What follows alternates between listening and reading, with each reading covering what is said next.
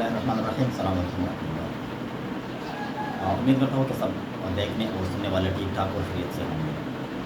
हम कदम नंबर 12 कदमों में NA के जो 12 कदम हैं, उसमें से पहले कदम पे बात कर रहे थे। उसके हमने 2 लेक्चर पे बात की थी, 2 लेक्चर में उनको एक्सप्लेन करने की कोशिश की थी। और आज आखिरी एक छोटा सा लेक्चर होगा, इसमें उसके बाद इंशाल्लाह इसको ख़त्म करेंगे और नंबर 2 पे हम जाके शुरू करेंगे और मूव करेंगे। हमने नशे की बीमारी पर बात की थी। तो नशे की बीमारी की कुछ खासियतें हैं जिन पे आज बात करना मैं चाह रहा था कि थोड़ी सी बात करूँ उस पर। कि जैसे कि हमने नशे को एक्सप्लेन किया था कि नशा क्या है, और हर वो चीज़, शख्स या जगह इंसान के मूड और मजाज को तब्दील करे उसको नशा कहते हैं। लेकिन नशे को भी हम बीमारी क्यों कहते हैं? नशे को हम बीमारी इसलिए कहते हैं कि नशा जो है, नशे की वजह से इंसानी दिमाग में, जिसका हमने एक वो भी दिया था, एक डायग्राम भी दिया था कि नशे की वजह से दिमाग में क्या क्या तब्दीलियाँ आती है। उसके साथ साथ हमने ये भी एक्सप्लेन किया था कि मेटाबॉलिक एरर आ जाता है जिगर में, तो उसकी वजह से टॉक्सिन्स बन जाते हैं वहाँ लीवर में, और टॉक्सिन्स जो है पूरे जिस्म में फैल जाते हैं खून के ज़रिए, और जैसे ही वो फैल जाते हैं तो फिर पूरे जिस्म में तकलीफ़ें होना शुरू हो जाती हैं।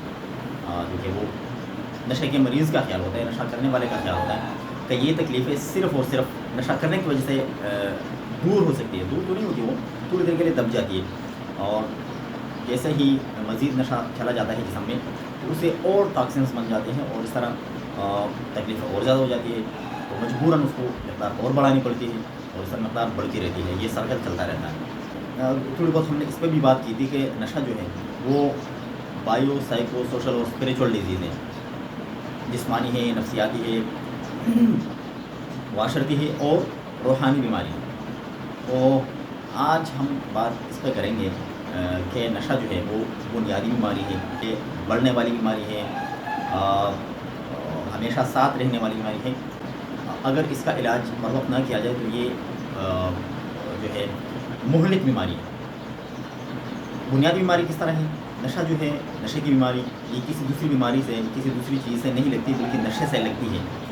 और बज़ाती खुद ही किसी दूसरी बीमारी से, किसी दूसरे मसले से, बल्कि किसी दूसरी बीमारी से ये बीमारी नहीं लगती, बल्कि अपने आप ही लग जाती है।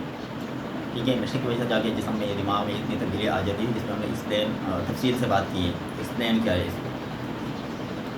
बढ़ने वाली बीमारी है। जैसे कि हमने बात की थी टॉलरेंस की, कि कितना मज़ा आ जाता है, फिर मज़ा आराम से वो कम होने लगता है, और उस मज़े को, पुराने वाले मज़े को हासिल करने के लिए नशे का जो मरीज़ होता है वो नशे की मकदारों को बढ़ाता रहता है। तो इसको टॉलरेंस कहते हैं, बर्दाश्त कहते हैं, कि उसके जिसमें बर्दाश्त बढ़ जाती है, टॉलरेंस बढ़ जाता है, और वो नशे की मकदारें बढ़ाता रहता है। एक वक्त आता है कि वो जो मखसूस किस्म का नशा होता है उससे उसको कोई फ़ायदा नहीं होता, कोई मज़ा ही नहीं आता, बल्कि तकलीफ़ें और बढ़ती रहती हैं। टॉक्सिन्स बन जाते हैं ना, तो तकलीफ़ें और बढ़ती रहती है। तो उसको मजबूरन नशा चेंज करना पड़ता है, या दूसरे नशा को मिलाकर करना पड़ता है। ठीक है, तो इस तरह उसके जिस्म में मज़ीद टॉक्सिन्स बन जाते हैं, तब्दीलियाँ आती रहती है, तो इस तरह ये बढ़ती रहती है। एक और मेन पॉइंट कि इसको कोई नहीं बताता कि चाहे नशे का मरीज़ जो है वो नशा करे या ना करे, नशे की बीमारी बढ़ती रहती है। ठीक है, लेकिन दुनिया में तो बहुत सारे लोग नशा कर रहे होते हैं, मगर हर किसी को नशे की बीमारी नहीं लगती। दुनिया में तकरीबन हर बंदा जो है वो मीठा खा रहा होता है, मगर हर बंदे को शुगर की बीमारी नहीं लगती। दुनिया भर में तमाम लोग जो है वो नमक खा रहे होते हैं, खट्टी चीज़ें खा रहे होते हैं, मगर उनको ब्लड प्रेशर की बीमारी नहीं लगती। ब्लड प्रेशर की बीमारी, शुगर की बीमारी चंद लोगों को लगती है। इस तरह नशे की बीमारी किसी न किसी रूप में नशा जो है वो हर इंसान इस्तेमाल कर रहा होता है, मगर नशे की बीमारी हर इंसान को नहीं लगती। उसकी बहुत सारी वजूहात होती है। तो नशे की बीमारी एक दफ़ा लगने से फिर चाहे बंदा नशा करे चाहे ना करे, उसकी बीमारी बढ़ती रहती है। और बहरहाल ये एक लंबा टॉपिक है, इतना काफ़ी है। ये जो है इससे दूसरी बीमारियाँ लगती हैं, जिसमें हमने बात की। तो इससे देखें, सिगरेट पीने वाले जो हैं उनके सीने ख़राब हो जाते हैं, फिर सिगरेट में दूसरे जो नशे मिला लेते हैं तो उनके जो है मैदे ख़राब हो जाते हैं, जिगर ख़राब हो जाता है, गुर्दे ख़राब हो जाते हैं, और जिस्म का कोई भी आज़ू जो है वो ठीक नहीं रहता। तो सीने की बीमारियाँ बहुत ज़्यादा है।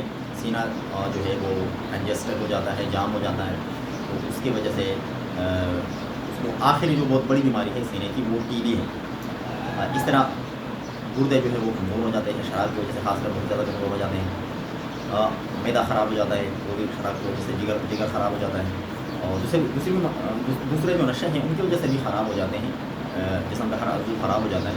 اور کچھ خاص نشے ہوتے ہیں جن سے جو ہے بہت زیادہ کچھ خاص اعضاء میں بہت زیادہ تبدیلیاں آ جاتی ہیں، hepatitis B, C, HIV AIDS وغیرہ یہ چیزیں لگتی رہتی ہیں۔ اگر اس کا علاج نہ کیا جائے تو یہ قبر تک لے جانے والی بیماری ہے، بلکہ اس سے پہلے جو ہے وہ یہ ہمیشہ ساتھ رہنے والی بیماری ہے، یہ ختم ہونے والی نہیں ہے۔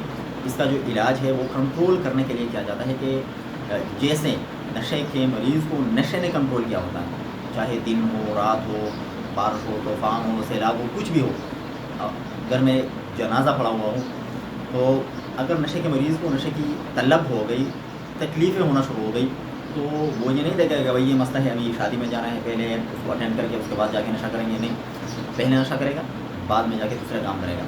تو اسی طرح جب وہ نشہ چھوڑ دیتا ہے تو نشے کی بیماری کو اپنے کنٹرول میں لے لیتا ہے، پھر وہ اپنے دوسرے کام تو کر لیتا ہے مگر نشے کی بیماری جو وہ سر نہیں اٹھا سکتا، ٹھیک ہے۔ تو یہ ختم نہیں ہوتی بلکہ اس کو کنٹرول کیا جا سکتا ہے۔ جیسے شوگر اور بلڈ پریشر کی بیماریوں کا علاج کیا ہے، پوری عمر بھر جو ہے دوائیاں کھانی ہوتی ہے، ورزشیں کرنی پڑتی ہے، اور جو دوسری احتیاطی تدابیریں ہیں ان کو اختیار کرنا پڑتا ہے۔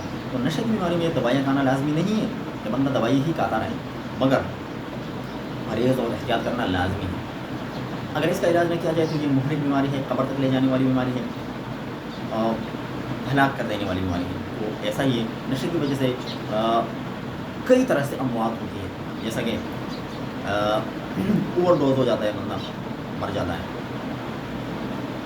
چوری ڈکیتی کرتے ہوئے پکڑا جاتا ہے، اس کو مارا پیٹا جاتا ہے تو اس مارکیٹ میں جا کے مر سکتا ہے، گولی لگ سکتی ہے مارکیٹ میں، لڑائی جھگڑے میں، چوری ڈکیتی میں،